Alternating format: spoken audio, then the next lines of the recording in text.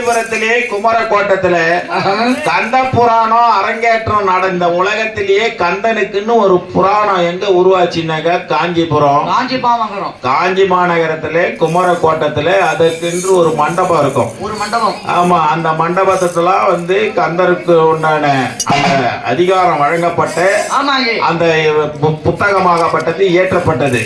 யாரால ஏற்றப்பட்டது? பிள்ளையார் பாளையத்துல அவருக்கு ஒரு சமாதி இருக்குது. பிள்ளையார் பாளையத்துல இந்த கந்த புராணம் எழுதியவருக்கு ஒரு சமாதி இருக்குது. யாரை கேட்டாலும் சொல்ல மாட்டாங்க. சொல்லுவாங்களா? யாரு சொல்லுவாங்க? புதுப்பாளைய தெருவுல புதுப்பாளைய தெருவுல அந்த ஆதீனத்துக்கு பக்கத்துல அந்த கச்சியப்ப சிவாச்சாரியார். ஆமா, அவருடைய கனவில். ஆமா, கச்சியப்ப சிவாச்சாரியார் கனவுல வந்து முருகப்பெருமான் எனக்காக வந்து நீ என்னுடைய சரித்திரத்தை நீ எழுதணும் அப்படின்னு முருகப்பெருமான் வந்து அவருடைய கனவுல சொல்றாரு. கச்சியப்ப சிவாச்சாரியார் அந்த கோயில் அர்ச்சகர், குமரக்கோட்டை கோயில் அர்ச்சகர், அவர் கனவிலே தோன்றி எனக்கு வந்து என்னுடைய கந்த புராணத்தை நீ அரங்கேற்றணும் அப்படின்னு கூடக்கூடிய நேரத்திலே அந்த கச்சியப்ப சிவாச்சாரியார் என்ன பண்றாரு? அன்றாடம் அவருடைய கதைகளை எழுதி கொண்டு போய் குமரக்கோட்டை முருகர் இடத்துல வைப்பாரு. ஆமா, முருகர் இடத்துல வைக்க சொல்லும்.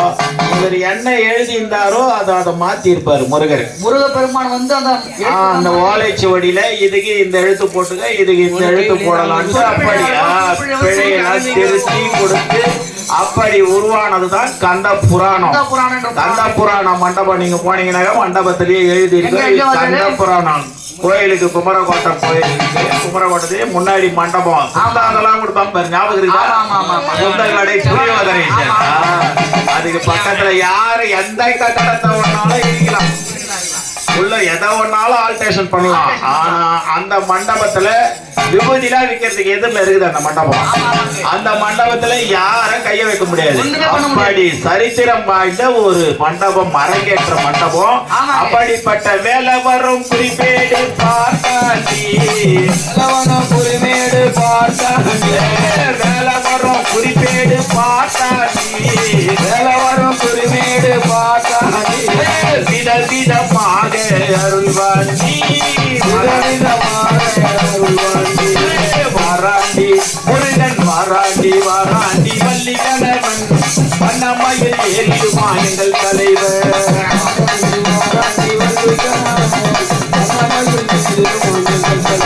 அப்படி சிவாச்சாரியாரு கச்சியப்ப சிவாச்சாரியார் மண்டபத்துல போய் இன்றைக்கும் நம்ம பிள்ளைங்க எல்லாம் போய் அங்கதான் வந்து படிக்கிறாங்க.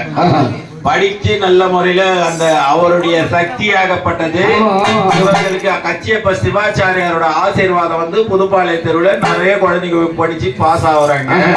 ஆகையினால இருக்கிற குழந்தைங்களும் அந்த இடத்துல போய் படிச்சா நல்லது அப்படின்னு நம்ம சொல்றோம். அப்படி மூன்றாவது கடவுள் முருகப்பெருமான் வந்தாரு. நான்காவது கடவுள் ஸ்ரீமன் நாராயணவரம் எப்படி வராரு? அகிலம் போற்றோம்